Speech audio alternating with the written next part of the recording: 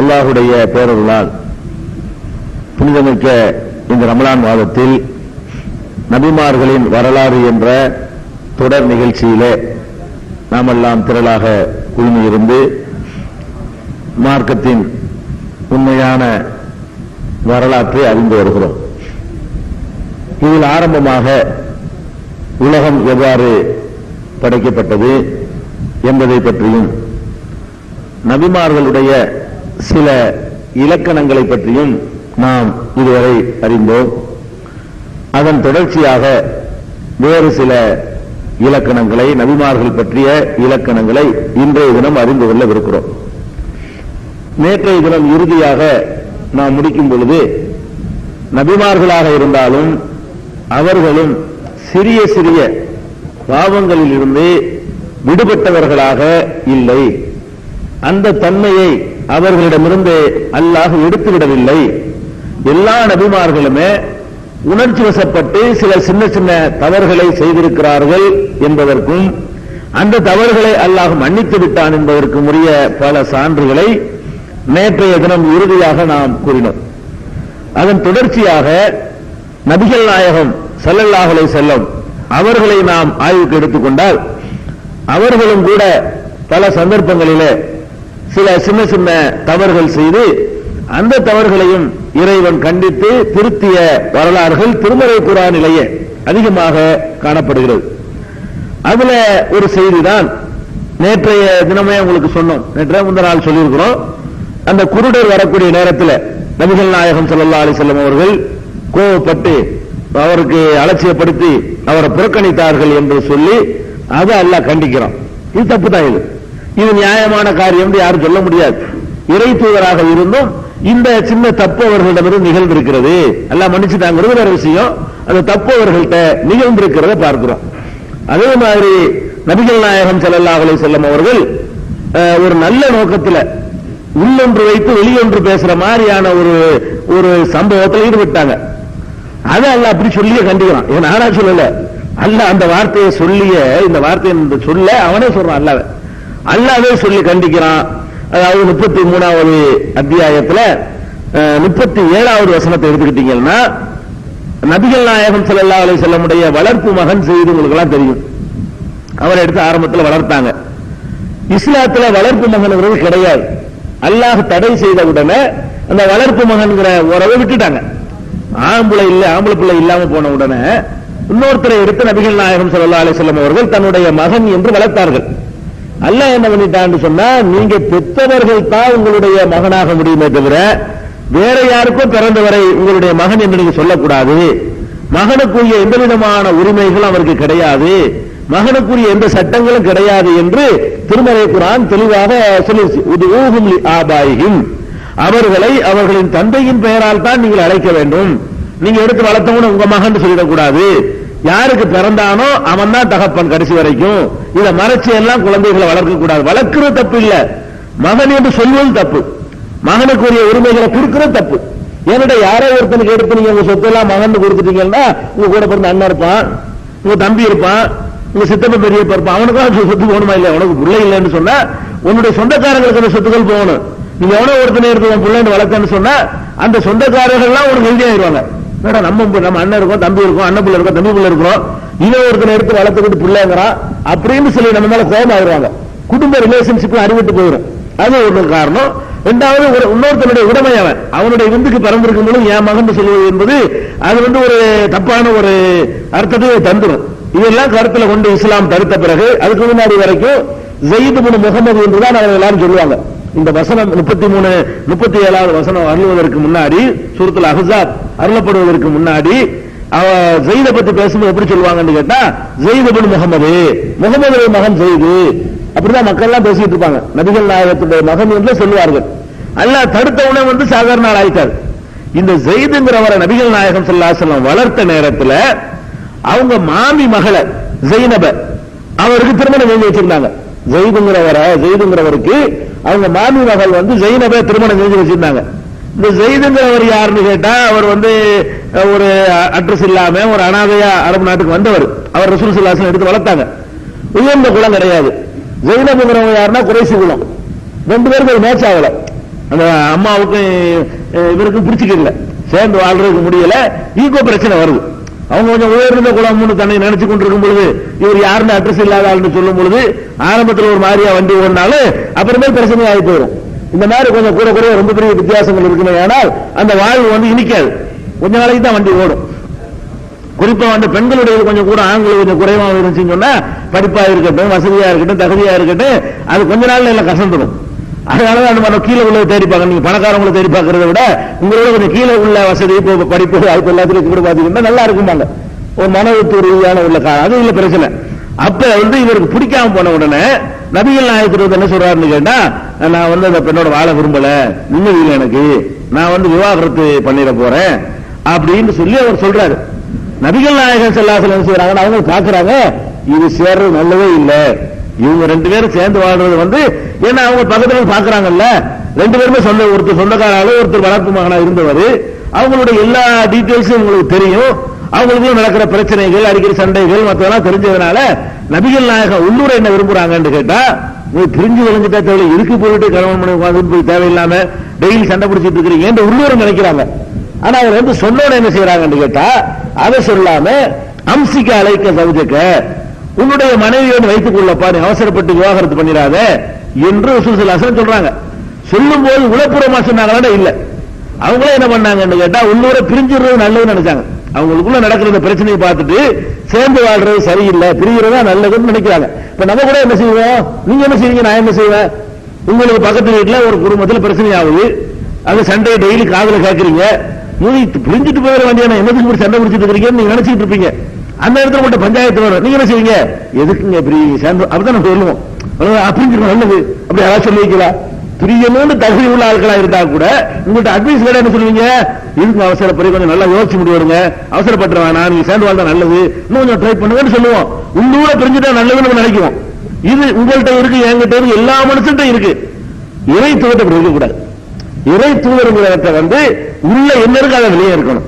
நபிகள் நாயகம் ஸல்லல்லாஹு அலைஹி வஸல்லம் உள்ளூர என்ன நினைக்கிறாங்க, பெரியது கரெக்ட் உங்களுக்கு பட்டால் அதை நீங்க உடைச்சு சொல்லணும். மத்தவங்க நீங்க வேற, நீங்க எப்படி இதை வச்சு வேற ஒண்ணு பேச எல்லாம் கேட்கறான். எப்படி கேட்கறான்னா, இது தக்கூடு இல்லது அன்னாம் அல்லாஹு அலைஹி அன்னாம் அலைஹி, யாருக்கு அல்லாஹும் அருள் புரிந்து நீரும் அருள் புரிந்தீரோ, ஸைதுக்கு ரசூல் ஸல்லல்லாஹு அலைஹி வஸல்லம் நிறைய உதவிகள் செஞ்சிருக்காங்க, அதுக்கு அப்படி சொல்லி காட்டுறான். நீரும் அருள் புரிந்தீரோ அவரிடத்திலே நீ கூறினீர், அம்சிக்க அலைக்க சௌஜக்க, உன் மனைவியை உன்னோடு வைத்துக்கொள் என்று கூறினீர். முகமதே நீ அப்படி சொன்ன, ஒத்தகில்லா அல்லாஹ்வை பயந்து கொள் என்றும் அவருக்கு அறிவுரை சொன்னீர். ஒத்துஹதீதி நஃப்ஸிக, உன் மனதிலே மறைத்து வைத்துக் கொண்டீர், மல்லாஹு முபதீஹி, அல்லாஹ் வெளிப்படுத்தி காட்டக்கூடியதை மனசுல வச்சுக்கிட்டு, நான் வெளிப்படுத்தினேன், நீ மறைச்சு யாருக்கும் தெரியாது நினைச்சிட்டு இருக்கியா, நீ எதை மறைத்து வைத்தாயே அதை நான் வெளிப்படுத்திக்கிட்டேன். இப்போது இந்த கருத்தை பிரியணும் என்று மனசுல வச்சுக்கிட்டு சேர்ந்து வாழ என்று நீங்கள் சொன்னீர்கள். தக்ஷன் நாச, மக்களுக்கு பயந்தீர், மக்களுக்கு பயந்து விமர்சனம் பிரிச்சு வச்சுட்டார் முகமது, குடும்பத்தை பிரிச்சுட்டாருன்னு சொல்லுவாங்களோண்டு விமர்சனத்துக்கு பயந்தீர். வல்லாஹு அஹக்கன் தக்ஷாஹு, அல்லாஹ்தான் நீர் பயப்படுவதற்கு அதிக தகுதியானவன். உன் மனசுல என்ன பட்டுச்சு அதெல்லாம் சொல்லிருக்கணும். அது என்ன மனசுல வந்து சேர்ந்து வாழ்ந்தா நரகம் நல்லா தெரியுது, அவங்கள சேர்ந்து வாழ்ந்து எப்படி நீ தெரியவாங்க, மக்கள் விமர்சனத்துக்காக வேண்டி 4 பேர் பேசுவாங்கிறதுக்காக வேண்டி நியாயம்னு உனக்கு பட்டது நீ மனசியா அப்படின்னு சொல்லி அல்லாஹ் கேட்கும்போது மனுஷனுக்கு பயந்தாயின்னு சொல்றான். எப்பவும் பயப்பட மாட்டாங்க நபி ஸல்லல்லாஹு அலைஹி வஸல்லம். ஒரு சந்தர்ப்பத்தில் அப்படி சின்ன விமர்சனத்துக்கு பயந்துட்டாங்க. எல்லா விஷயங்களையும் பயப்படல, அவங்க வாழ்க்கையில் நடந்தவே சுட்டி காட்டுறதுக்கு மேல தப்பு கிடையாது. தப்பா அல்ல குரானை சுட்டி காட்டிடுவான். குரானில் எது சுட்டி காட்டப்பட்டதோ அந்த குறைந்த எண்ணிக்கையில் தான் உள்ளது சில தவறுகள். இது ஒரு தவறு தான். அதுக்கப்புறம் வந்து இது 33, 37 வசனத்தில் இதை பார்க்கலாம். அப்ப இது நபிகள் நாயகம் ஸல்லல்லாஹு அலைஹி வஸல்லம் உள்ள ஒண்ணு வச்சு வெளியே ஒண்ணு பேசினார்கள் என்றோ, மனித விமர்சனத்துக்கு பயந்து அந்த நியாயம் என்று பட்டதை மறைத்தார்கள் என்று, மார்க்கத்தை ஒண்ணு மறைச்சிடல, சட்டத்தை ஒண்ணு மறைச்சிடல, தனிப்பட்ட ஒரு அட்வைஸ் விஷயத்தில் நடந்து கொண்டார்கள். மார்க்கத்தினுடைய அல்லாஹ் செஞ்ச வஹியவே அவங்க மறைச்சிடல. இந்த மாதிரியான ஒரு மிஸ்டேக் அவங்க நடந்துச்சு என்று அல்லாஹ் சொல்லி காட்டுறான்.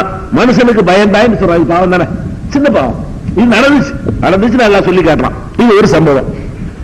அதே மாதிரி அல்லாஹ் ரப்பல் ஆலமீன் வந்து ஹலால் ஹராமா நமக்கு தெளிவாக்கிட்டான். எது அல்லாஹ் ஹலால் ஆக்கணும் அது ஹலால், அல்லாஹ் ஹராம் ஆக்கணும் ஹராம். அல்லாஹ் ஹலால் ஆக்கி இருக்கிற ஒன்றை ஹராம் ஆக்குற அதிகாரம் யாருக்கும் கிடையாது. அல்லாஹ் ஒன்று நமக்கு அனுமதிச்சுட்டான்னு வைங்க, அது அனுமதி இல்லைன்னு சொல்லக்கூடிய அதிகாரம் வந்து யாருக்குமே கிடையாது, இறை தூதருக்கும் கிடையாது. அல்லாஹ் ஹலாலாக்குன்னு என்ன செய்ய முடியாது, ஹராம்னு சொல்ல முடியாது. நபிகள் நாயகம் ஸல்லல்லாஹு அலைஹி வஸல்லம் என்ன பண்றாங்க, அவங்க வாழ்ந்த நேரத்தில் மனைவியருக்கு மத்தியில் ஒரு பிரச்சனை. மனைவி கிட்ட வந்து தேன் அருந்துட்டு வர்றாங்க. அந்த தேனை அருந்துட்டு வந்தோன்னா இன்னொரு மனைவி என்ன செய்றாங்க, ஒரு கிட்ட வாட வருது அப்படிங்கிறாங்க. இனிமே தேனையை நான் சாப்பிட மாட்டேன், அல்லாஹ் மீது ஆணையாக தேனையை சாப்பிட மாட்டேன்னு கோபத்தில் நினைஞ்சிட்டாங்க, ஹராம் ஆக்கிட்டாங்க தன் மீது மட்டும்.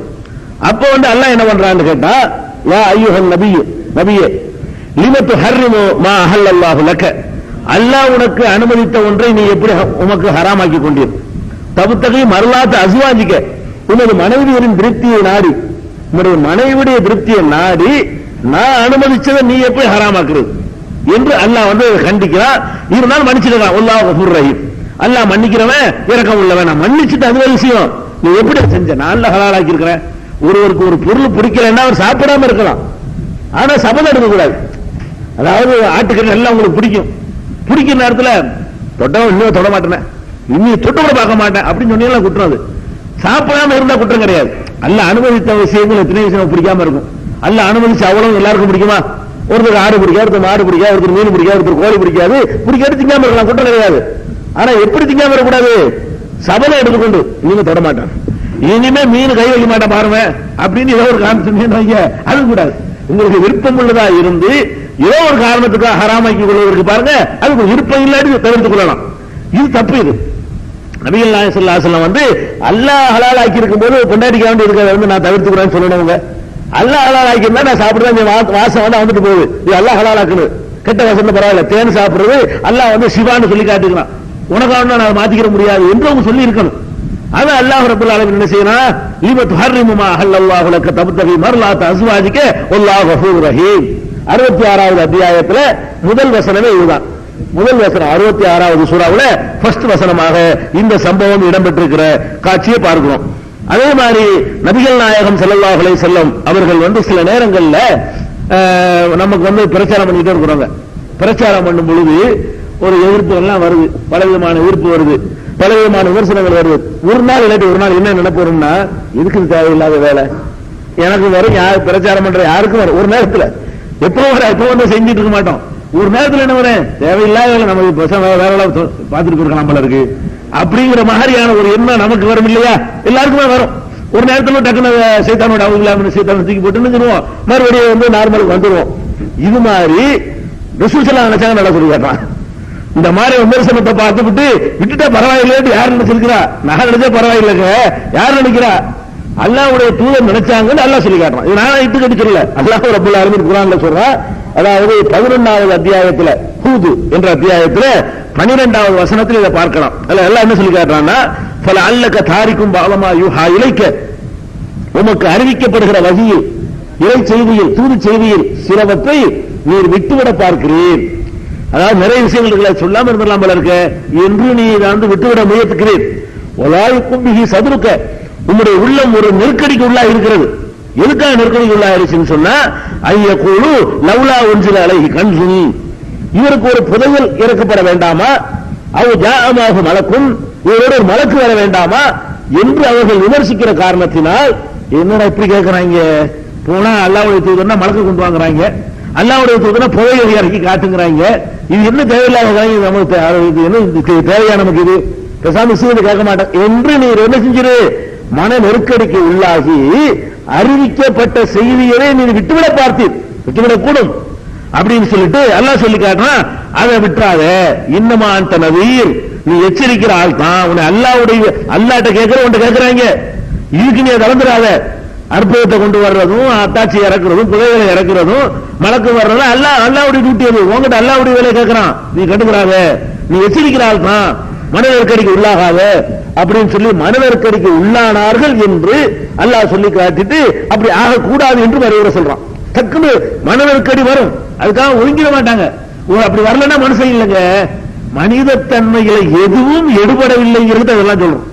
இறை தூதர் ஆனாலும் கூட மனிதன் என்ற முறையில் வரக்கூடிய ஒரு சின்ன ஒரு திட்டு டக்குனு கோவம் வரும். வரலன்னா மனுஷன் கிடையாது, அப்புறம் நிதானத்துக்கு வந்துடணும். திடீர்னு ஒரு கீழ்த்தனமான வார்த்தையை பேசிட்டான்னு சொன்னா அப்போ உனக்கு அல்ல மாதிரி உட்காந்துனா சொர்ண கட்ட வேண்டிய அர்த்தம். எல்லாருக்கும் வர்ற மாதிரி கோவம் வரணும், உங்களுக்கு வரணும், ஒருத்தருக்கு வரணும். வந்து என்ன செய்யணும், சரி எதுக்கு தேவையில்லாம கடைசி வந்து முடிஞ்சிருவோம் அப்படின்னு நினைக்கிறவருக்கு பாருங்க, இதுக்கு மார்க்கத்தில் வந்து அனுமதி இருக்கிறது. அதை ரசூல் ஸல்லல்லாஹு அலைஹி வஸல்லம் செஞ்சார்கள் என்று இந்த சூறாவில் நீங்க பார்க்கலாம். அதே மாதிரி வந்து ஒரு தடவை ரசூல் ஸல்லல்லாஹு அலைஹி வஸல்லம் அவர்கள்ட்ட வந்து ஒரு கருத்தை வைக்கிறாங்க. என்ன கருத்தை வைக்கிறாங்கன்னு கேட்டா, யார் உயர்ந்த குலத்துக்காரங்க, நீங்க வந்து இந்த ஆள்களை போட்டு தெரிச்சிட்டு இருக்கிறீங்க, என்ன நாங்க மாதிரியான உயர்ந்த ஆட்கள்லாம் வந்து உட்கார முடியல, உங்க பக்கத்தில் இருக்கிறவன் எல்லாம் யாருன்னா சோத்துக்கு இல்லாதவன், தாழ்த்தப்பட்டவன், கீழ்த்தனமானவன், ஒழுக்கப்பட்டவனா அவனை சேர்த்து வச்சுக்கிட்டீங்க, எங்களை மாதிரி ஒரு ராயல் ஃபேமிலி எல்லாம் வர்றதா இருந்தா அவங்களை கொஞ்சம் நிறுத்தி விட்டுருங்க, தனியாகி வச்சிருங்க, நாங்களும் உங்களோட சேர்ந்துக்கிறோம். கொள்கையில உங்களுக்கு எந்த அப்செக்ஷனும் இல்ல. நபிகள் நாயகத்தை எதிர்த்தவர்களுக்கு அவங்க தூதர் என்பதுல வந்து சந்தேகமே அவங்களுக்கு இருக்கல. அவங்களுடைய ஒழுக்கத்துல பண்பாட்டுல அவங்க சொல்ற கொள்கை நல்லது என்பதிலையும் சந்தேகம் இருக்கல.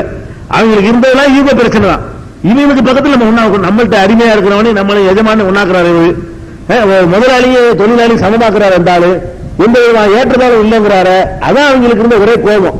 அப்ப நபிகள் நாயகத்துல வந்து பேரம் பேசுறாங்க, அதாவது விரட்டி நீங்க தனியா ஒதுக்கிருங்க, நாங்க தனியா வந்துடுறோம், அவங்க தனியா வந்துருட்டு அப்படின்னு சொல்லி பேரம் பேசும் பொழுது அந்த சஹாபி அறிவிக்கிறவங்க சொல்றாங்க, அதை சொல்ல வார்த்தை ஒரு சொல்லல, இந்த கேட்ட உடனே எதை நாட வேண்டும் என்று அல்லாஹ் நினைத்தானோ அதை நபிகள் நாயகம் நாடிவிட்டார்கள். அப்ப அப்படியே சொல்ல முடியாது அந்த வார்த்தையை அவர்கள் சொல்லக்கூடாது சரிதானுமா நினைச்சிட்டாங்களாம். ரசூல் ஸல்லல்லாஹு அலைஹி வஸல்லம் சரி கொஞ்சம் முக்கியமான ஆள் கொஞ்சம் வரட்டுமே, தனித்தனியா வச்சு அப்புறம் திருத்திக்கிறோமே, அவங்க இவங்களை கொஞ்சம் கரெக்ட் பண்ணுவோம், புதுசு வழங்காம வர்றாங்க, இவங்களை கொஞ்சம் கரெக்ட் பண்ணி ஒன்னா சேர்த்து வச்சுக்கிறோம், இப்படிங்கிற மாதிரி அதுக்கு செடி கொடுக்கிற மாதிரி அவங்களுடைய மனசில் ஒரு சலனத்தை வந்து எல்லாம் என்னங்கிட்டான் ஏற்படுத்தி விட்டான். அப்ப நம்ம என்ன செய்வோம், நம்ம முக்கியமான ஆட்கள் வந்து எல்லாமே இதாயத்துக்கு வந்துருவாங்கல்ல, அவங்கள முதல் தனியா அவங்க சொல்லி கேட்டுக்கிட்டு நீ மேத்தாள திறந்துக்க, நீ கீழ்த்தளத்தை வந்துக்கிட்டு உனக்கு தனியா சொல்ற, அப்புறமா ரெண்டையும் சேர்த்து கரெக்ட் பண்ணிக்கலாம் ஏதோ நினைச்சுட்டாங்க. என்ன நினைச்சாங்க அதிசயம் சொல்லப்படல, என்ன நினைக்கணுமோ நினைத்து விட்டார்கள். அப்போதுதான் இந்த வசனம் வரலப்பட்டுதான். இந்த வசனம் ஒலா தத்துருதில்லதீன எதோன ரப்பஹும் பில் கதாத்தி வல் அஷியி, காலையிலும் மாலையிலும் தங்கள் இறைவனை பிரார்த்தித்துக் கொண்டிருக்கிறார்களே அவர்களை விரட்டி விடாதே. எதோன உரீதுன வஜ்ஹஹு, அவனுடைய திருப்தியை நாடி, அவன் திருப்தியை நாடி உன்னோட உட்கார்ந்து காலையிலையும் மாலையிலையும் அல்லாஹ்வை ஏற்று பிரார்த்தனை செய்கிறார்களே அவங்களை விரட்டி விடாதே. மாமின் ஹிசா அலை மா அலைக்க மின் ஹிசாபிஹி மின் ஷையின், அவர்களை பற்றிய விசாரணை உன்னை சேர்ந்தது அல்ல, ஒவாமின் ஹிசாபிக்கு அழகி மின் செய்யும், அவர்களை உன்னை பற்றிய கேள்வி அவர்கள்ட்ட வராது, எதுக்கு நீ விரட்ட போறவங்கள அப்படின்னு சொல்லி விரட்டினால் தக்கூன மினல் வாலிதீன், விரட்டினா நீ அநியாயக்காரன் ஆயிருவ என்று அல்லாஹ் எச்சரிச்சுட்டான். உடனே போங்கட வேலையை வந்துட்டாங்க. வந்த முழுசாபா வளைஞ்சு கொடுத்துட்டு வர தேவையில்லை, சமத்துவம் தான், ஏற்றவாழ்வு கிடையாது, உனக்கு உயர்வு கிடையாது, அவன் தாழ்வு கிடையாது, இதை ஒத்துக்கிட்டு வந்தா வா, இல்லைன்னா வர தேவையில்லை என்று டிக்ளேர் பண்ண சொல்லிட்டான் அல்லாஹ் ரப்பல் ஆலமீன்.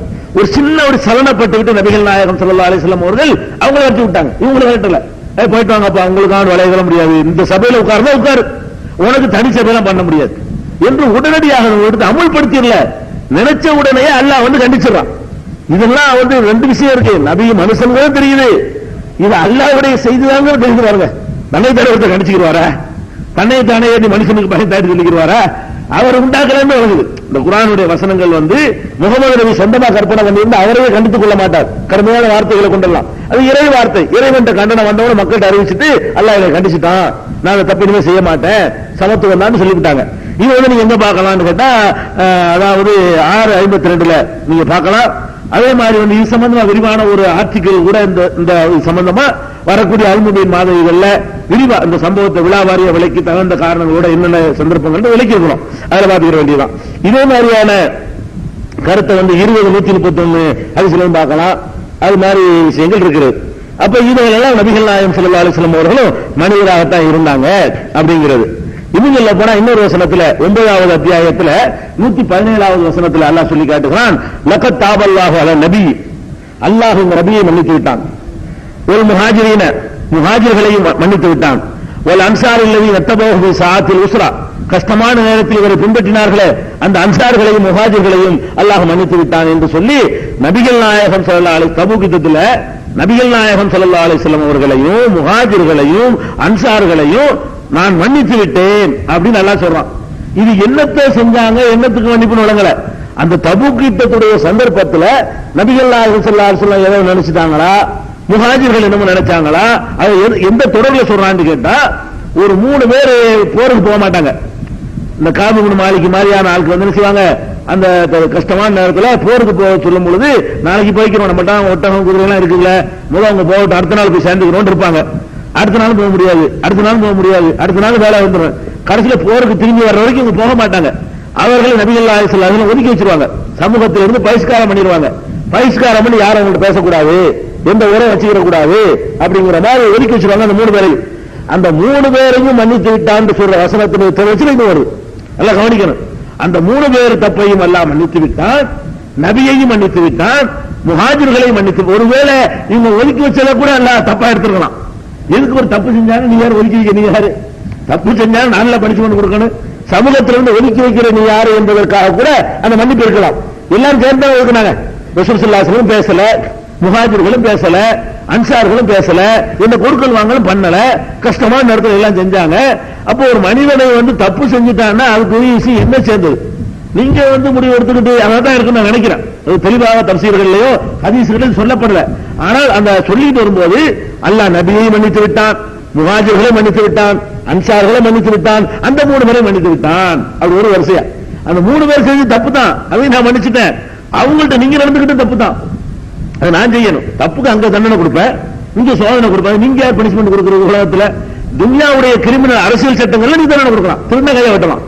அல்லாஹ்வுக்கு செய்ய விஷயங்கள்ல வந்து தண்டனை கொடுக்கிற நான்ல கொடுக்கணும், நீங்க எப்படி கொடுக்கலாம் என்பதற்காக கூட அல்லாஹ் இணைஞ்சிருக்கலாம். அதைத்தான் சொல்லி இருக்க முடியும், வேற ஒன்றும் இருக்க முடியாது. அப்ப நபிகள் நாயகத்தை எல்லாம் மன்னித்துக் கொண்டதாக அல்லாஹ் இந்த 9, 117, 118 பாத்தீங்கன்னா தௌபாவுடைய சூறாவுல இதை நீங்க பார்க்கலாம். அதே மாதிரி நபிகள் நாயகம் ஸல்லல்லாஹு அலைஹி வஸல்லம் அவர்களை பற்றி அல்லாஹ் சொல்லும் பொழுது 40, 55 எடுத்து பாருங்க. வஸ்பிர், பொறுமையாக இரு. இன்ன வாதல்லாஹி ஹக்குன், அல்லாஹ்வுடைய வாக்கு மெய்யானது. அடிக்கிறானா, ஒழிக்கிறானா, சொல்றானா, சித்திரவதை பண்றானா, மக்காவுல இருக்கும்போது பொறுத்துக்க, அல்லாஹ்வுடைய வாக்குறுதி நிறைவேற போகிறது, உங்கள் ஓங்கும், பொறுமையாக இருன்னு சொல்லிட்டு வஸ்தக்ஃபிர் லிதம்பிக, உங்களுடைய பாவத்திற்கும் மன்னிப்பு கேட்டுக்கொள். ரசூலுல்லாஹ் அல்லாஹ் சொல்றான். அப்ப லேசா அவசரப்பட்டு நடக்குது. இன்னும் லேட்டா ஒரு அடிச்சுக்கிட்டு இருக்கான், 10 வருஷமா 13 வருஷமா அடிக்கிறான், எவ்வளவு நாளைக்கு பொறுக்கிறதுன்னு லேசா என்னமோ நினைச்சுப்பாங்க போல இருக்கு. அல்லாஹ் என்ன சொல்றான்? பொறுமையாக அவசரப்படாத, ஆனா பாவத்துக்கு மன்னிப்பு கேட்டுக்கொள், வாக்கு நிறைவேறும். நான் சொன்ன வாக்கு என்ன செய்ய நிறைவேறும், நிறைவேறுச்சு. பிறகு ஆட்சியை கொடுத்தா, அதிகாரத்தை கொடுத்தா, எந்த ஊர்ல விரட்டி விட்டாங்க, அந்த ஊரை பிடிச்சாங்க, ஒரு சாம்ராஜ்யத்தையே உருவாக்கிட்டு போனாங்க. அது ஒரு விஷயம். இப்ப என்ன விஷயம் கேட்டா, உனது பாவத்திற்கு மன்னிப்பு கேட்டா என்ன அர்த்தம்? ஒரு மனிதன் மாதிரி வந்துருச்சுன்னு அர்த்தம். இல்லன்னா பாவத்துக்கு மன்னிப்பு கேள்வி சொல்லணும். இது வந்து 40, 55 வசனத்துல என்ன செய்யலாம் பார்க்கலாம். 47, 19 இதே கருத்து இருக்குது. ஃபஅலம் அன்னஹு லா இலாஹ இல்லல்லாஹ், வணக்கத்திற்குரியவன் அல்லாஹ்வை தவிர யாரும் இல்லை என்று அறிந்துகொள். வஸ்தக்ஃபிர் லிதம்பிக, உனது பாவத்திற்கு மன்னிப்பு கேள் அப்படிங்கிறதே சொல்ல அல்லாஹ் வந்து நினைக்கிறான். 47, 19 சொல்றான். 48வது அத்தியாயம் 2வது வசனத்துல சூரத்துல் ஃபத்ஹ் இருக்கு பாருங்க. இன்னா ஃபத்ஹனாண்டு அந்த சூராவுல அல்லாஹ் என்ன சொல்றான்னு கேட்டா, லியக்ஃபிர லக்கல்லாஹு மா தகத்தம மின் தம்பிக மா தஅக்கர், உன்னுடைய முன்பாவத்தையும் பின்பாவத்தையும் அல்லாஹ் மன்னித்து விட்டான்.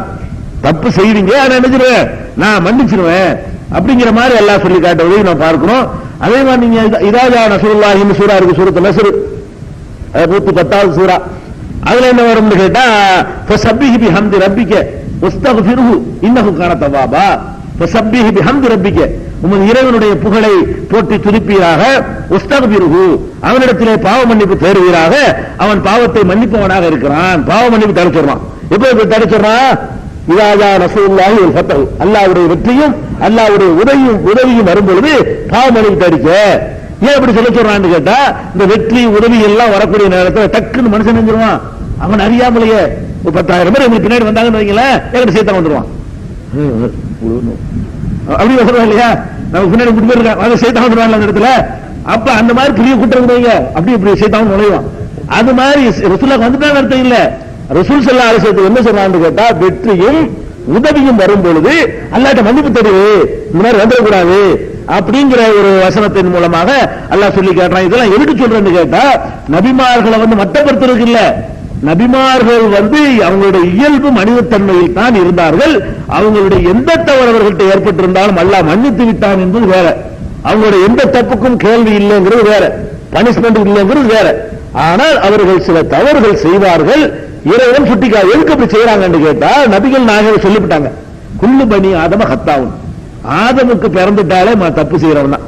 இல்ல மனக்கா இருந்துடலாமே, மனுஷனுக்கு என்னதான் அர்த்தங்கிற, மனுஷங்கிறது என்ன அர்த்தம்? நபிக்கு எனக்கு என்ன வித்தியாசம் கேட்டா, நான் நிறைய தப்பு செஞ்சிருவோம், அவர் கம்மியா செய்வார். நான் பெரியதையும் கூட செஞ்சிருவோம், பெரிய தப்பு செய்ய மாட்டார். நபிக்கு மற்றவர்களுக்கும் உள்ள டிஃபரண்ட் வித்தியாசம் என்னன்னு கேட்டா, பாரதூரமான தப்புகளை கூட நான் ஒரு நிறைய செஞ்சிருவேன், அவங்க செய்ய மாட்டாங்க. கணக்கு விளக்கலாம நான் செஞ்சுட்டு போயிடுவேன். அவங்கள்ட்ட எண்ணி பார்த்தீங்கன்னா குரான் கூட பரட்டி பார்த்தீங்கன்னா நபிகள் நாயகம் ஸல்லல்லாஹு அலைஹி வஸல்லம் ஒரு 10-12 இடத்துல அப்படி சிலிப்பாய் எல்லாம் கண்டிச்சிருக்கான்.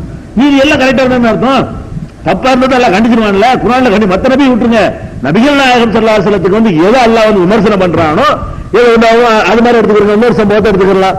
அந்த உஹது போர்ல பல்லு உடைக்கப்பட்டு காயப்படுத்தப்பட்ட உடனே என்னை காயப்படுத்தினவங்க எப்படி வெற்றி பெறுவாங்க, நாசமா போகணும்னு சொல்லிவிட்டாங்க. எல்லாம் உடனே கண்டிக்கிறான், உனக்கு அதிகாரத்தில் பங்கு ஒன்றும் கிடையாது, நீ என்ன அதிகாரத்தை கையில் எடுக்கிறது, அவங்க அழிஞ்சு போறது அழிக்காம ஏன் விஷயம்ல உன்னை அடிச்சுட்டோன்னு நாசமா போயிருவாங்களா அவங்க என்று திருமறை குரான் கேட்கிறது. இப்படியான ஒரு 10-12 சம்பவங்கள் மட்டும் தேரும். அவங்கள எல்லாம் கண்டிச்ச மாதிரியான விஷயங்கள் ஒரு ரொம்ப துருவி தேடி பார்த்தீங்கன்னா ஒரு 25 தாண்டாது. ரொம்ப ஆய்வு பண்ணி தேடி பார்த்தீங்கன்னா ஒரு 25 தாண்டாது. இது ரொம்ப ரொம்ப கம்மி. 25 என்பது நம்ம ஒரு நாளைக்கு செய்ய தப்பு தான். 23 வருஷத்துல 25 ரொம்ப கம்மி. நம்ம ஒரு நாளைக்கு 25 60 செய்வோம். ரொம்ப ரொம்ப கம்மி. 23 வருஷம் கவனிக்கணும். இந்த 23 வருஷம் இறை தூதர்ங்கிற வாழ்க்கையில அப்படி ஒரு வருஷத்துக்கு ஒண்ணுங்கிற கணக்குல ஒரு சின்ன அளவு இருக்கிறது. அது கூட இல்லாட்டி மனுஷன் இல்லைன்னு வாங்க. இல்லாது எதுக்கெல்லாம் அப்படி ஏற்படுத்தினான்னு கேட்டா, கடவுள் தாங்கடா மனுஷங்கிற கணக்கு நிலைநாட்டணும். நீ மனுஷன் தான், கடவுள் இல்ல, மனுஷனுக்கு வரமா ஒன்றை வரும். அப்படி காட்டினாத்தான் நபிமார்களை கடவுளாக்க மாட்டாங்க, அவங்களை கும்பிட மாட்டாங்க, அவங்களுக்கு செலவைக்க மாட்டாங்க. அதனால வச்சே இருக்க இவ்வளவு நாளாயி இத்தனை வருஷங்கள் ஓடி போய் கூட என் நபிகள் நாயகத்தை நம்ம செலவைக்கல, அவங்களுக்கு கும்பிடல, அவங்களுக்கு வழிபடல. கரெக்டா புரிஞ்சு வச்சுக்கிறோம். அல்லாதான் வழிபடணும், அவங்க மனுஷனா தான் இருந்தாங்க, நல்லவங்களா இருந்தாங்களே விட கடவுள் தன்மை பெறல. கரெக்டா புரிஞ்சு வச்சுக்கிறதுனாலதான் எல்லாரும் சில வேண்டுங்க வேணாங்கிறோம்ல. எல்லா சமுதாயமும் தலைவருக்கு செலவைங்கன்னு கேட்கும்போது நம்ம என்ன செய்யறோம், வச்சா தொலைச்சு போகிறோம், வைக்க கூடாது. நபிகள் நாயகத்தை செலவு வச்சுன்னா எடுத்துதான் ஆகணும், போராட்டம் பண்ணமா இல்லையா? அப்ப அந்த மாதிரியான ஒரு நிலைக்கு காரணம் என்னன்னா இந்த பேசிக் தான், அடிப்படை கரெக்டா போடப்பட்டிருக்கிறது. இது நபிமார்களுக்கு தெரிந்து கொள்ள வேண்டிய அடுத்த விஷயம். இன்னொரு விஷயம் என்னன்னு கேட்டா, நபிமார்களுடைய எண்ணிக்கை. நபிமார்கள் வரலாறு சொல்றதா இருந்தா எவ்வளவு பேர் நபிமார்கள், எத்தனை பேர் வரலாறு சொல்றது, எவ்வளவு பேர் வந்தாங்க தெரிஞ்சாதான் வரலாறு சொல்ல முடியும். அதை பற்றி பேசக்கூடிய நேரத்தில் குர்ஆன்ல சில நபிமார்கள் எல்லாம் சொல்லி காட்டலாம். குர்ஆன்ல என்ன சொல்றான், ஆதம் அலைஹிஸ்ஸலாத்திலிருந்து ஆரம்பிச்சு நபிகள் நாயகம் ஸல்லல்லாஹு அலைஹி வஸல்லம் வரைக்கும் ஒரு 25 பேரை குறிப்பிடுறான். அந்த 25ல ஒரு 2 பேர் விஷயத்துல நபியா நபி இல்லையான்னு ஒரு கருத்து வேறுபாடு வேற இருக்குது. எல்லாரும் நபின்னு வச்சுக்கிட்டா 25, இல்லைன்னு வச்சுக்கிட்டா 23. அது அந்த சரித்திரத்தில் வந்து பாத்துக்கிறோம், அந்த டாபிக் இல்ல. ஒரு 25 பேரை எல்லாம் சொல்றான் மொத்தத்துல. அப்ப அந்த யார அல்லாஹ் சொல்றானோ அவ்வளவுதான நபி, முதல்ல அதை வழங்கிக்கணும். 25 பேர் தான் அல்லாஹ் குர்ஆன்ல சொல்றான். அப்ப மொத்தமே அல்லாஹ் உலகம் தோன்றிய காலத்திலிருந்து நபிகள் நாயகம் காலம் வரைக்கும் அனுப்பிய இறை தூதர்கள் வெறும் 25 தானா அப்படின்னு பாத்தீங்கன்னா அது இல்லைங்கிறது குர்ஆன் சொல்லுது. குர்ஆன் சொல்லுகிறது 164 வசனத்துல, 4வது அத்தியாயம் 164 வசனத்தில் குர்ஆன் சொல்லுகிறது, ஒரு சுலன் அது கசசனாகும் அலைக்கமின் கபுல், சில தூதர்களுடைய வரலாறு உனக்கு நாம் சொல்லி இருக்கிறோம். வேறு சுலன் லம் நப்சுசும் அலைக்க, வேறு சில தூதர்கள் வரலாறு உனக்கு சொல்லவில்லை. அப்படின்னா குர்ஆன்ல சொல்லப்பட்டது முழுசு இல்லைன்னு அர்த்தம். குர்ஆன்ல நீ சொல்லப்பட்டதுதான் தூதர் நினைச்சுக்கிறாத. மூசாவை சொல்லியிருப்போம், இப்ராஹிமை சொல்லியிருப்போம், சொல்லப்படாதவங்க இருக்கிறாங்க. குர்ஆன்ல எல்லாருடைய வரலாறும் சொல்லப்படவில்லை என்று குர்ஆன் சொல்லுது. ருசுலன் கசசனாகும் அலைக்கமின் கபுல், இதற்கு முன்னர் உனக்கு நாம் சொல்லிய தூதர்களும் இருக்கிறார்கள்.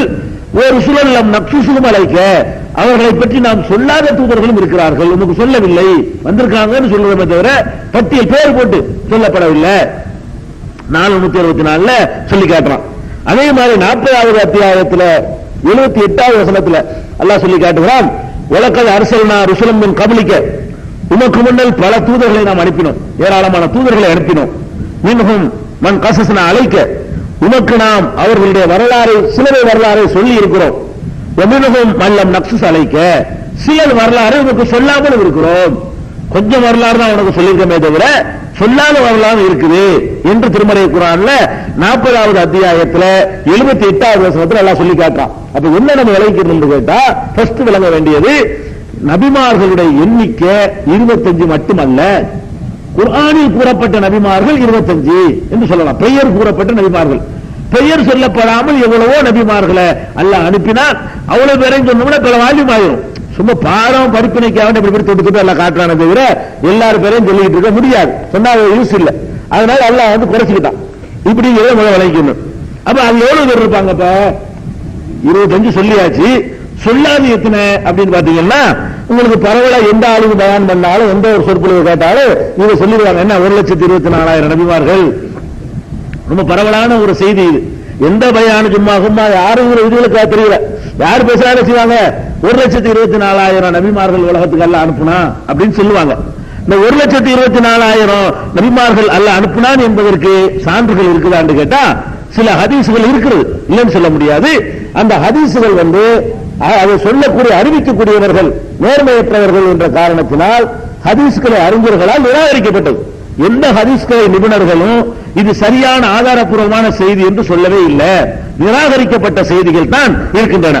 அதுக்கு ஒரு சின்ன உதாரணம் ஒரு ஹதீஸ் சொல்வதாக இருந்தால், அகமது முஸ்னத் அகமது என்ற நூலிலையும் தபரானியுடைய முஅஜமுல் கபீர் என்ற நூலிலையும் ஒரு ஹதீஸ் இடம்பெற்றிருக்கிறது. என்ன இடம்பெற்றிருக்கு என்று கேட்டா, நபிமார்களுடைய எண்ணிக்கை என்ன என்று கேட்கப்பட்ட பொழுது நபிகள் நாயகம் ஸல்லல்லாஹு அலைஹி வஸல்லம் சொன்னாங்க, 1,24,000 பேர். நபிமார்கள் எத்தனைன்னு கேட்கும் பொழுது 1,24,000 பேர் சொன்னாங்களா ரசூல் ஸல்லல்லாஹு அலைஹி வஸல்லம். அர்-ருசுல மின் ஸாலிக, அவர்கள் ரசூல்மார்களா இருந்தவர்கள் 315 பேரு. ரசூல் வேற நபி வேற பிரிக்கிறாங்க அந்த ஹதீஸ்ல. அது ரெண்டாவது டாபிக் வரும். பாயிண்ட் என்ன தெரியுமா? ஃபர்ஸ்ட் பாயிண்ட் என்ன தெரியுமா? நபிமார்களுடைய எண்ணிக்கை 1,24,000 என்ற செய்தியை உங்களுடைய எடுத்து சில ஆளுங்கள் காட்டுவாங்க. எங்கிருந்து காட்டுவாங்க கேட்டா, முஸ்னத் அகமது என்ற நூலிலிருந்து காட்டுவார்கள், தபரானி என்ற நூலிலிருந்து காட்டுவார்கள். ஆனால் இதுல என்ன வருது கேட்டா, அலி இப்னு யஸீத் என்ற ஒரு அறிவிப்பாளர் வழியாக தான் சொல்லப்படுகிறது. இந்த அலி இப்னு யஸீத் என்பவர் நிறைய அந்த தப்பான செய்திகளை அறிவிக்கிற ஆளு, கரெக்டா வடிகட்டி சொல்ற ஆள் கிடையாது. தப்புண்டவருமா சொல்வதே வேலையா கொண்டவர். இவர் பலவீனமானவர் என்பது ஏகமனதான முடிவு. சில அறிவிப்பாளர்களை பத்தி இவர் கரெக்ட் ரெண்டு கருத்து வரும். இந்த அலி இப்னு யஸீதை பொறுத்த வரைக்கும் இவர் பலவீனமானவர் என்பதை ஹதீஸ் கலையில தரமுறை எல்லாருமே நிராகரிச்சிடுறாங்க. இந்த ஹதீஸ் சரியான செய்தி இல்ல அப்படிங்கிற நீங்க எல்லா அந்த அறிவிப்பாளர்களை பற்றி சொல்லுகிற நூல்களை புரட்டி பார்த்தாலும் அலி இப்னு யஸீத் அவர் யாருன்னு கேட்டா அவர் பலவீனமானவர்னு சொல்லிடுவாங்க. இது ஹாஃபிஸ் ஹைஸமி அவர்கள் கூட உதாரணத்துக்கு சொல்வது ஆதாரம் நிறைய நூல்களை சொல்லியிருக்காங்க. ஒன்னுதான் உதாரணம் சொல்ல முடியும். மஜ்மூ ஸவாயிதுல ஹைஸமி அவர்கள் 1வது வால்யூம்ல 159வது பக்கத்துல இதை சொல்றார். அதே மாதிரி இன்னொரு ஒரு ஹதீஸும் இருக்கிறது. அது எங்க இருக்குன்னு கேட்டா, இப்னு மர்துவைங்கிறவர் அவருடைய நூல்ல அறிவிக்கிறாரு, இந்த மாதிரி நபிமார்களுடைய எண்ணிக்கை 1,24,000 பேரு அப்படின்னு. இது யார் சொல்றாருன்னு கேட்டீங்கன்னா, Ibrahim ibn Hisham ibn Yahya al-Ghassani, Yahya என்பவருடைய பேரனும் ஹிஷாம் என்பவருடைய மகனும் கஸ்ஸான் என்ற கோத்திரத்தை சேர்ந்தவருமான இப்ராஹிம் என்பவர் தான் இந்த செய்தியை நபிகள் நாயகம் ஸல்லல்லாஹு அலைஹி வஸல்லம் சொன்னதாக கூறுகிறார். இவர் சரியான ஆள் இல்ல, இது தப்பான செய்தி அறிவிக்கிறவர் என்று சொல்லி இந்த செய்தியையும் நிராகரிக்கிறாங்க. இது ஹாஃபிஸ் இப்னு கஸீர் போன்ற அறிஞர்கள் எல்லாம் கூட தங்களுடைய தஃசீர்ல இதை சரியில்லை, இந்த செய்தி தப்பு என்பதை காரண காலத்தோட சுட்டி காட்டுறாங்க. இப்னு அபுல் ஃபரஜ் இப்னு ஜௌசி இருக்கார் பாருங்க, அவர் ஹதீஸ்களை வடிகட்டுவதில் ஒரு பெரிய மேதை. பலவீனம் கூட சொல்லக்கூட இட்டுக்கட்டப்பட்டது. இது பலவீனமான விஷயம் இல்ல, பொய் சொல்ற ஆள் இருந்தாலும் இட்டுக்கட்டப்பட்டக்கூடிய ஒரு ஆள் இருந்தாலும் இப்ராஹிம் இஸ்லாம்ங்கிறவர் பலவீனமான ஆள் கொஞ்சம் மறந்து விரும்பி உள்ள ஆள் அர்த்தம். இட்டுக்கட்ட ஆள்னா பொய் சொல்றது தெரிஞ்ச ஆள் அர்த்தம். பொய் சொல்ல துணிஞ்ச ஒரு ஆள் வழியாக இந்த செய்தி அறிவிக்கப்படுகிறது சொல்லி அவர் வரலாற்றை ஆய்வு செய்துவிட்டு நிராகரித்து விட்டார்கள். இதுதான் 1,24,000 உள்ளது. இப்படி பாத்தீங்க என்று சொன்னா, இன்னொரு அடித்து பாத்தீங்க என்று சொன்னா, இப்படியே ஹதீஸ் இருக்கிறது. அல்லாஹ் அனுப்பிய நபிமார்கள் 8,000 பேர், 4,000 பேர் பனி இஸ்ராயீல்கள்லையும் 4,000 பேர் வேற சமுதாயங்கள்லையும் அனுப்பப்பட்டார்கள் அப்படின்னு ஒரு ஹதீஸும் இருக்குது. இதுக்கு பரவாயில்லை, இது பிரபலமான, இதுவும் சரியில்லாத ஹதீஸ் தான். இந்த செய்தியும் சரியில்லாத செய்தி. 1,24,000 செய்தியை ஒப்பிட்டு பார்க்கும் பொழுது இது அவ்வளவுக்கு மோசம் கிடையாது. அந்த மாதிரியான ஒரு அறிவிப்பு. மொத்த நபிமார்களுடைய எண்ணிக்கை 8,000. அதுல 4,000 பேர் இஸ்ரவேலர்களுக்கு அனுப்பப்பட்டவங்க, 4,000 பேர் வேற சமுதாயத்துக்கு அனுப்பப்பட்டவர்கள் என்று நபிகள் நாயகம் சொன்னதாக இப்படி ஒரு செய்தியை சில அபூயாலா முஸ்னத் அபூயாலாங்கிற நூலில் இடம்பெற்றிருக்கிறது. அந்த செய்தியை அறிவிக்கிறவர் யாருன்னு கேட்டா, மூசா பின் உபைதா என்பவர் அறிவிக்கிறார். அவர் பலவீனமான ஆளு. அவர் யார் சொன்னதை அறிவிக்கிறார் கேட்டா, யஸீது ருக்காசிங்கிற சொன்னதை அறிவிக்கிறார். அவர் பலவீனமானவர். இவர் சொல்றாலும் பொய்யரா இருக்காரு. இவர் யார்கிட்ட கேட்டு சொல்ற அவரும் தெரியலாம இருக்காரு. அப்ப அந்த மாதிரியான அறிவிப்புகள்ல தான் நம்பர்களை பத்தி வருது. அப்ப நம்ம என்ன பண்றதுன்னு கேட்டா, நம்பரை பத்தி பேசி வச்சுன்னா அது நம்ம சொல்லக்கூடாது. நம்பர் அல்லாஹ் சொன்னதாக ப்ரூஃப் இருந்தா நம்ம சொல்லணும், அல்லாஹ்வுடைய ரசூல் சொன்ன ப்ரூஃப் இருந்தா சொல்லணும். அனுப்புனவனுக்கு தான் தெரியும் எத்தனை அனுப்புனான்னு சொல்லி. அனுப்புனவன் சொல்லாம நம்ம இத்தனை நபி அனுப்புனாங்க நம்மளா சொன்னோம்னா அது அல்லாஹ்வின் மீது இட்டுக்கட்ட குற்றமாயிரும். அல்லாஹ் அதாவது 1,24,000 நபி நீங்க சொன்ன பிறகு ஒரு வேளை அதை விட குறைவா இருந்தா என்ன ஆகும்? நபி இல்லாதவரை நபி லிஸ்ட்ல சேர்த்தீங்கன்னு ஆகும். 1,24,000 நீங்க சொல்லிவிட்டீங்க. ஒரு பேச்சுக்கு வந்தது 1,22,000 வச்சுக்கிறோம். ஒரு பேச்சுக்கு 2,000 பேர் இல்லாத நபி ஆகிட்டே இல்ல. சரி, 1,30,000 பேர் வந்து 6,000 பேர் நீங்க வந்து இருக்கிற நபி மைனஸ் பண்ணிட்டீங்க. எல்லா நபியும் நீங்க ஏத்துக்கிறேன். ஒருவேளை 1,30,000 பேர் அனுப்பியிருந்தா 6,000 நபி மறுத்துட்டீங்க, எல்லா நபியும் நீங்க ஏத்துக்கல. அப்ப நம்ம ஈமானை பாதுகாக்கிறதா இருந்தா இந்த மாதிரியான அறிவிப்புகளை நம்பி நம்ம ஈமான சாதாரண சொல்ல அனுப்பிட கூடாது. நம்பர் சொல்லுவது ஈமான பாதிக்கும். அல்லாஹ் ரசூல் சொல்லாம நம்பரை சொன்னீங்க சொன்னா சில நபிமார்களை நிராகரித்த குற்றம் சேரும், அல்லது நபி இல்லாதவர்களை நபி என்று நீங்கள் கணக்கில் சேர்த்த குற்றமாக வர முடியும். நபிமார்களை பற்றி பேசும் பொழுது நிறைய அனுப்பியிருக்கலாம், கொஞ்சம் பேரை சொல்லி இருக்கலாம், சொல்லாதவங்க நிறைய இருக்கிறாங்க. எவ்வளவு பேர் அது தெரியாது, எத்தனை ஆயிரம் எங்களுக்கு தெரியாது. இதோ நிறுத்திக்கிறேன், இதுக்கு மேல அல்லாஹ் உங்களை கையிலையும் கேட்க மாட்டான். நீங்க எப்படி நம்பினா போதும், அல்லாஹ் யாரையெல்லாம் தூதரை அனுப்புனானோ அவளை நாங்க நம்பணும்னு சொன்னா போதும். பேரை போட்டு பட்டியல் ஆதம நம்பினேன், மூசாவை நம்பினேன், நூஹை நம்பினேன்னு சொல்ல தேவையே கிடையாது. எப்படி சொன்னா போதும், அல்லாஹ் அனுப்பிய எல்லா இறை தூதர்களையும் நாங்கள் நம்புறோம், இந்த அளவுக்கு நீங்கள் ஈமான் கொள்வது போதுமானது, அதுவே அல்லாஹ் ஏற்றுக்கொள்ளக்கூடியது என்பதை இதை புரிஞ்சுக்கணும். அடுத்து என்ன செய்வாங்கன்னு கேட்டா, நபிமார்கள் எண்ணிக்கையை பேசும் பொழுது நபி வேற ரசூல் வேற பிரிப்பாங்க. நபி வேற ரசூல் வேறங்கிற அந்த பிரிவு தான் இந்த சமுதாயத்தில் புதுசு புதுசா நபி உண்டாக்குறதுக்கு, புதுசு புதுசா ரசூல் உண்டாக்குறதுக்கு காரணமாகுது. இப்ப நபிமார்களுடைய முத்திரையின் ரசூல் ஸல்லல்லாஹு அலைஹி வஸல்லம் வர்றாங்க. லா நபிய பாது, எனக்கு பிறகு நபியே இல்லைன்னு சில பேர் என்ன சொல்லுவாங்க, நபி தான் இல்ல ரசூல் வரலாமாங்க. எனக்கு பிறகு நபி இல்லைன்னு சொன்னதுனால ஒருத்தன் கிளம்புவான், எனக்கு பிறகு நபி இல்லைன்னு சொல்லிருக்காங்க, அப்படின்னா என்ன அர்த்தம், எனக்கு பிறகு ரசூல் வரலாம் அப்படிம்பாங்க. ரசூல் என்னடா அது வேற வழக்கம் அப்படின்னு இருக்கிறாங்க. இன்னொரு குறிப்பு என்ன செய்வான், ரசூல் தான் முடிஞ்சு போச்சு, நபி வரலாம், நபியுடைய வாசல் அடைக்கப்படல, அதனால நபி வரலாம்னு சொல்லிச்சுவாங்க. அப்படி சில பேர் என்ன செய்வான், சொல்லக்கூடிய காட்சி எல்லாம் பார்க்கிறோம். அப்ப நபின்னா என்ன, ரசூல்னா என்ன, ரெண்டு வேற வேறையா என்று கேட்டால் வேற வேற இல்ல. வேற வேற என்று சொல்வதற்கு ரெண்டு ஆதாரம் காட்டுவார்கள்.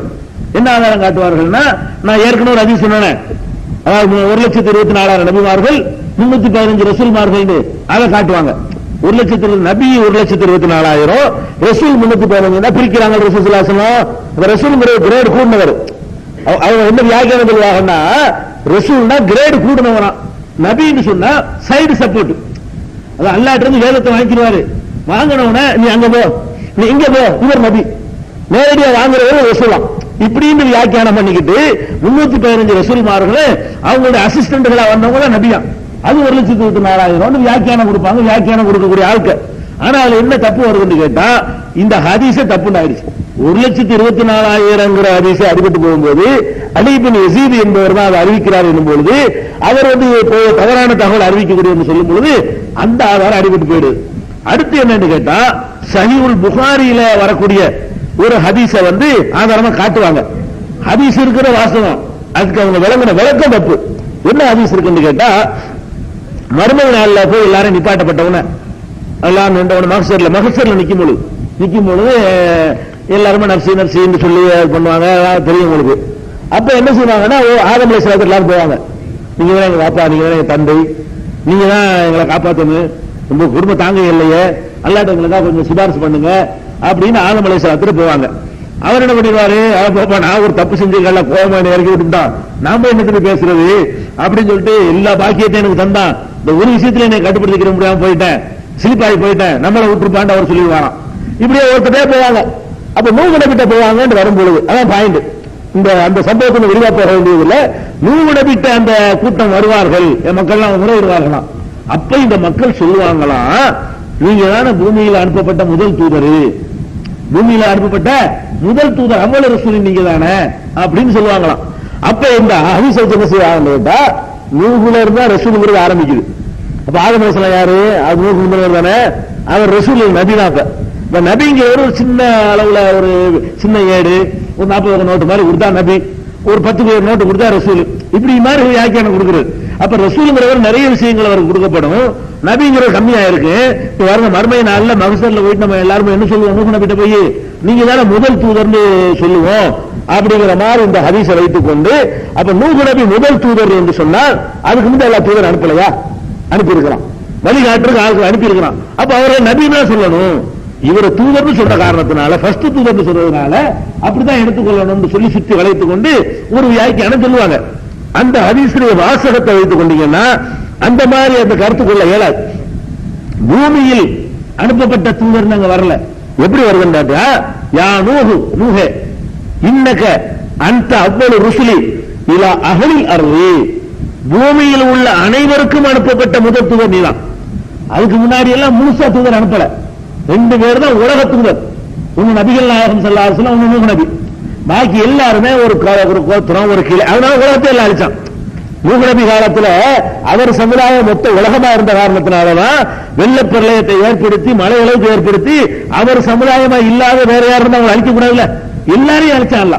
மொத்த உலகத்தையே அது பாதிச்சுன்னு சொல்லி இன்னைக்கு வரலாற்று ஆய்வாளர்கள் சொல்றாங்க. அந்த வெள்ள பிரளயத்துக்கு ரெக்கார்டு இருக்குது. அது நூஹ் நபி வரலாற்று நம்ம அப்புறம் பார்த்துக்கிறோம். பாயிண்ட் என்ன தெரியுமா, நூஹ் நபி அவர்களை பற்றி நம்ம என்ன சொல்லுவோம்னு கேட்டா, மறுமை நாள்ல போய் அஹ்லுல் அர்தி, பூமியில் உள்ள அத்தனை பேருக்கும் தூதர் நீங்க தான் ஃபர்ஸ்ட் தூதர். அதுக்கு முந்தைய எல்லாம் பூமியில் அத்தனை பேருக்கு இல்ல, கொஞ்சம் பேருக்கு. ரெடி பாத்துக்க, நீ மாவட்டத்தை பாத்துக்க, நீ ஜில்லா பாத்துக்க, நீ அந்த ஏரியா, இப்படி தூதர்கள் அனுப்பப்பட்டாங்களே தவிர டோட்டல் உலகத்துக்கும் தூதர் அனுப்பப்பட்டது ஃபர்ஸ்ட் நீங்க தான். 2வது ரசூல் ஸல்லல்லாஹு அலைஹி வஸல்லம். அப்ப அந்த ஹதீஸ் எங்க வருதுன்னா, புகாரியில 3340 அந்த ஹதீஸ்லயும் 4712வது ஹதீஸாகவும் அது இடம்பெற்றிருக்கிறது. இதை வழங்கிக் கொள்ளணும். இப்ப எதுக்கு இதை சொல்றேன்னு கேட்டா, அப்ப நபி ரசூல்ங்கிற வேறுபடுத்துறதுக்கு இதான் ஆதாரம். அதை விளங்கிக்கணும். அடுத்து என்னன்னு கேட்டா, நீங்க புரிஞ்சுக்கிற வேண்டியது, இஸ்லாமிய அடிப்படையில நபி என்ற சொல்லும் ரசூல் என்ற சொல்லுமே ரெண்டும் ஒரே விஷயத்தை தான் சொல்லுகிறது. அவங்க பார்க்கிற டியூட்டியை பொறுத்து அதுக்கு வேற ஒரு 2 சொற்களால் பயன்படுத்தப்படுகிறது. அது எப்படி நீங்க புரிஞ்சுக்கணும்னு கேட்டா, ரசூல் என்ற வார்த்தைக்கு விசாலத்து இருக்கிற ரசூல், அது விசாலத்திலிருந்து வருது. ரசூல் சொன்னா தூது செய்தியை பெற்றவர் அர்த்தம். அல்லாஹ்விடமிருந்து செய்தியை பெறாரு இல்லையா, பெறுகிறவருக்கு பேரு தூதர் ரசூல். நபிங்கிற வார்த்தைக்கு என்ன அர்த்தம் கேட்டா, அறிவிக்கிறவர் அர்த்தம். பெற்ற செய்தியை மக்களுக்கு சொல்வார் இல்லையா, அந்த வகையில் அவர் நபி. அல்லாஹ்விடமிருந்து செய்தியை வாங்கினார் என்ற வகையில் அவர் ரசூல், வாங்கிய செய்தியை மக்களுக்கு சொன்னார் என்ற வகையில் நபி. நபின்னா அறிவிக்கிறவர், ரசூல்னா வாங்குறவர். அங்கிருந்து வாங்குறார் என்ற அடிப்படையில் ரசூலா இருப்பாங்க ஒருத்தர், வாங்குறதை மக்களுக்கு சொல்கிறார் என்ற அடிப்படையில் பாத்தீங்கன்னா என்னவா இருப்பாங்க, அவங்க நபி ஆயிடுவாங்க. நப என்றால் அறிவித்தான் என்று அர்த்தம். நப என்ற சொல்லுக்கு அறிவித்தான் அப்படின்னு அர்த்தம். அப்ப அறிவிக்கிற வேலையை செய்யறாங்க பாருங்க. அப்ப மக்களுக்கும் இவருக்கு உள்ள உறவு என்னன்னு கேட்டா, நீங்க நபி, அவர் உங்களுக்கு செய்தி சொல்றவர். அல்லாஹ்வுக்கு அவருக்கு உள்ள ரிலேஷன்ஷிப் என்னன்னு கேட்டீங்கன்னா, அல்லாஹ்ட்ட இருந்து செய்தியை வாங்குறவர்.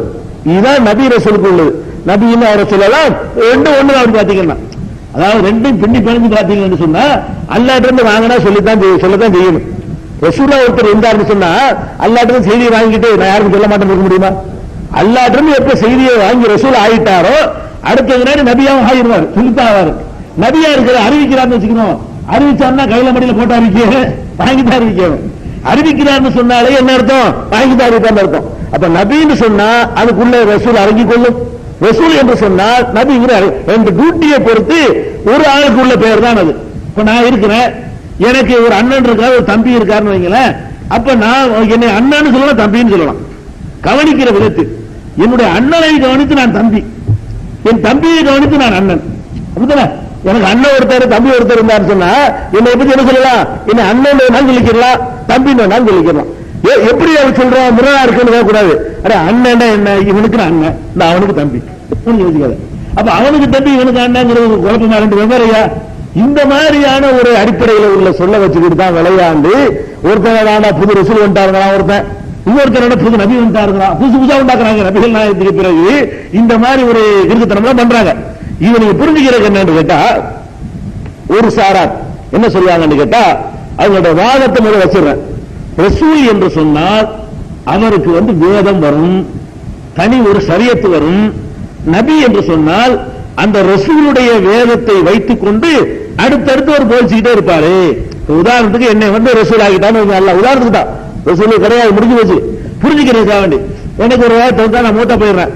எனக்கு அப்புறம் ஒருத்தர் கிளப்பி நீ வந்து அந்த வேகத்தை வச்சுட்டு பிரச்சாரம் பண்ணு, பூச வேகம் தர மாட்டேன், ஏற்கனவே கொடுத்துள்ள வேகம் அதை வச்சுக்கிட்டு பிரச்சாரம் பண்ணிட்டு எல்லாம் சொல்லுவான். அவர் வந்து நபியா ஒரு வாரம் சொல்றது. அப்ப ரசூல்னு சொன்னா இறைவனிடமிருந்து வேதத்தை வாங்கி, அதாவது நேரடி தொடர்பு வைத்திருப்பாரு, அவருக்கு பேர் வந்து ரசூல். நபின்னு சொன்னா இது நான் சொல்ல தப்பான விளக்கம், இது இந்த விளக்கம் அப்படி சொல்றாங்கன்னு சொல்ல வர்ற. நபின்னு சொன்னா ஒரு ரசூலுக்கு வந்த வேதத்தை, அவருக்கு வந்த மார்க்கத்தை திரும்ப அந்த மக்களுக்கு சொல்லிக் கொண்டிருக்கிறவருக்கு பேர் ரசூல் நபி என்று ஒரு வியாக்கியானம் சில பேர் சொல்லுவாங்க. இந்த வியாக்கியானம் சரியா அப்படின்னு பாத்தீங்கன்னா சரி இல்லை என்பதற்கு குர்ஆனே சாட்சியா இருக்கிறது. எப்படி சாட்சியா இருக்கிறது? நபிக்கு வேதம், நபிக்கு வேதம் வராதுன்னு சொல்றாங்க. நபிக்கு வேதம் உண்டு. ரசூலை சொல்லும்போது மட்டும் எல்லாம் வேதம்னு சொல்ல மாட்டேங்கிறான், நபின்னு சொல்லி கூட நபிக்கு வேதத்தை கொடுத்தான்னு சொல்லி காட்டுறான். அது மாதிரியான சில வசனங்களை உங்களுக்கு சொல்லி காட்டினா அப்ப நபிக்கு வேதம் கொடுக்கப்படுது என்கிற விளங்கிக்கலாம். எப்படி சொல்றான்? 3வது அத்தியாயம் ஆல இம்ரான் 81வது வசனம், அதுல அல்லாஹ் சொல்லி காட்டுகிறான், வயித் அகதல்லாஹு மீசாக்க நபியின, நபிமார்களிடத்தில் அல்லாஹ் உடன்படிக்கை எடுத்தான். எடுத்து யார்கிட்ட? நபிமார்கள்ட்ட இருக்கிறான். நபிமார்னா உங்க கருத்துப்படி எல்லாரும் வந்துருவாங்க, ரசூல் மட்டும் வர மாட்டாங்க. நபிமார்கள் அம்புட்டு பேர்த்தையும் உடன்படிக்கை எடுக்கிறான். ஒரு நபி மிஸ் ஆகல, எல்லா நபியும் வைத்துக் கொண்டு உடன்படிக்கை எடுக்கிறான். எப்படின்னு கேட்டா, லமா ஆத்தைத்துக்கும் மின் கிதாபின், உங்களுக்கு நான் வேதத்தை தந்தால், ஹிக்மத்தின் ஞானத்தை தந்தால், பிறகு உங்களிடத்துல ஒரு தூதர் வந்தாரையானால் அவரை ஏற்றுக்கொள்வீர்களா அப்படின்னு நல்லா கேட்டான். அப்ப நபிமார்கள் அம்புட்டு பேரையும் நபிமார்களுக்கு வேதம் கொடுக்க மாட்டான்னு சொன்னா அப்ப யாரை மட்டும் கூப்பிட்டு எடுத்திருக்கேன்னு? இவங்க கருத்துப்படி 315 பேர் மட்டும் கூப்பிட்டுருக்கணும், ரசூல்மார் மட்டும் கூப்பிட்டு இந்த அக்ரிமெண்ட் எடுத்திருக்கணும். அல்ல யாருக்கு எடுக்கிறான்னா நபிமார்களை அழைத்து வைத்துக் கொண்டு உங்களுக்கு நான் வந்து வேதத்தை தந்தால் உங்களுக்கு பிறகு வேற ஒருத்தர் அனுப்பி வச்சா நீங்க அவரை ஃபாலோ பண்ணி ஆகணும் அப்படின்னு அல்லாஹ் சொன்னதாக 3வது அத்தியாயம் 81 வசனத்துல சொல்றா, நபிக்கு வேதம் உண்டு. ஒரு நபின்னு சொன்னா முதல்ல நீங்க கேட்கணும், உங்க வேதத்தை கொண்டாடான்னு வேணும். நபியின் வேதம் கொண்டு வந்து மாட்டிக்கிறானுவோ, அல்லாஹ்வுடைய வேதம் மாதிரிலாம் கொண்டு வர ஏதாவது பாருங்க, இதான் இறை வேதமா வேண்டா, இவன் நான் சொல்லிட்டான்னு கேட்டுக்கலாம். நீங்க அவன் நபின்னு வாழ்கிறவனா இருந்தாலும் ரசூல் வாழ்த்தாலும் சரி, நீங்க சட்டையை பிடிச்சி கேட்கிற கேள்வி என்ன? உன்னுடைய வேதம் எங்க? அதை கொண்டு வா, உரசி பார்ப்போம். அறிவியல் இருந்து எல்லா விஷயத்திலும் என்ன செய்வோம்? உரசி பார்ப்போம். பிடிச்சி வைங்க, இந்த வாதம் அடிபட்டு வரும். நபி ரசூல் டிஃபரெண்ட் சொல்லி உங்களை ஏமாத்திட்டு போயிடும். இதாவது எங்கன்னு கேட்டா அது ரசூலுக்கு தானே, நாங்க நபி தானே, அதாவது அந்த வேதத்தையே நாங்க வந்து அதை வச்சுக்கிட்டு பிரச்சாரம் பண்ணுவோம். அந்த குர்ஆனுடைய வேதத்தை வச்சுக்கிட்டு நாங்க பிரச்சாரம் பண்ணுவோம், எங்களுக்கு தனி வேதம் வராதுமா. வேதம் இல்லாட்டி நபி கிடையாது. நபிண்டா வேதம் இருக்கணும், ரசூல்ல வேதம் ரெண்டு ஒண்ணுதாங்கிற அதான் பாயிண்ட். அதே மாதிரி என்ன செய்யறான்னு கேட்டா 3வது அத்தியாயத்துல 84வது அதே சூறாவுல 84 வசனத்துல சொல்லி காட்டுகிறான், குல் ஆமன்னா பில்லா, அல்லாஹ்வை நம்பினோம் என்று சொல்லுங்கள். வமா உன்சில இலைனா, எங்களுக்கு அருளப்பட்டதை நம்பினோம். வமா உன்சில இலா இப்ராஹிம வ இஸ்மாயில வ இஸ்ஹாக வ யாக்கூப வல் அஸ்பாத், இப்ராஹிம், இஸ்மாயில், இஸ்ஹாக், யாக்கூப் அவருடைய சந்ததிமார்களுக்கு அருளப்பட்டதை நாங்கள் நம்பினோம்.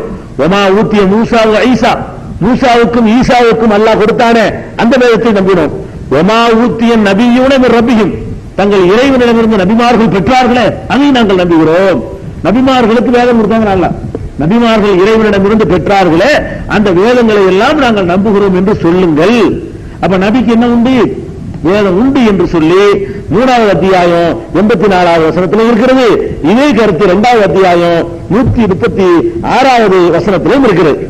அதே மாதிரி 5வது அத்தியாயம் மாயிதாவுல 81வது வசனத்தில் எல்லாம் சொல்லி காட்டுகிறான், உலவு கானு யூமினூன பில்லாஹி, அவர்கள் அல்லாஹ்வை நம்பி இருந்தால், உன் நபியை நம்பி இருந்தால், வமா உன்சில இலைஹி, நபிக்கு அருளப்பட்டது நம்பி இருந்தாங்க.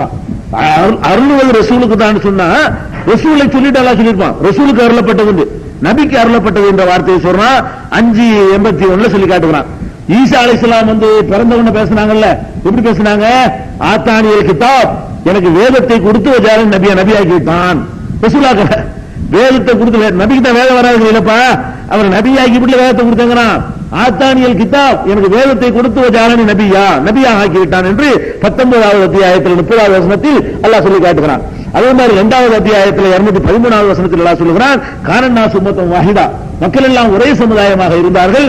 பாகல்லாஹு நபியீன முபஷ்ஷீன முன்திரீன், நபிமார்களை நற்செய்தி கூறி எச்சரிக்கை செய்வதற்காக அல்லாஹ் அனுப்பி அன்சலமாகுல் கிதாப், அவர்களோடு வேதத்தை அனுப்பினான் நபிமார்களுக்கு. அப்ப இவங்க சொல்றாங்கல்ல ரசூலுக்கு தான் வேதம் இருக்கு, நபிக்கு வேதம் இருக்கு, அதெல்லாம் கிடையாது. ரெண்டும் ஒரே அர்த்தம் தாங்க. குர்ஆன்ல எந்த இடத்துல வந்தாலும் சரி நபின்னு சொன்னாலும் அதுதான், ரசூல் சொன்னாலும் அதுதான். நபி ரசூலுக்கு எந்த வேறுபாடும் கிடையாது. நபி மொத்தம் எத்தனை பேர் அத்தனை பேர் தான் ரசூல். ரசூல் மொத்தம் எத்தனை பேர் அத்தனை பேர் தான் நபி. ஒவ்வொரு நபி ரசூலு, ஒவ்வொரு ரசூல் நபி. அப்ப நபிக்கு வேதம் வராது, ரசூலுக்கு தான் வரும் என்று வாதிடுவார்களே. ஆனால் இந்த வசனங்களை எல்லாம் வைத்து நம்ம ஒண்ணு மறுத்துடலாம். சில பேர் மாற்றி வாதிடுவாங்க, இல்ல நபிக்கு தான் வேதம் வரும், ரசூலுக்கு தான் வேதம் வராது.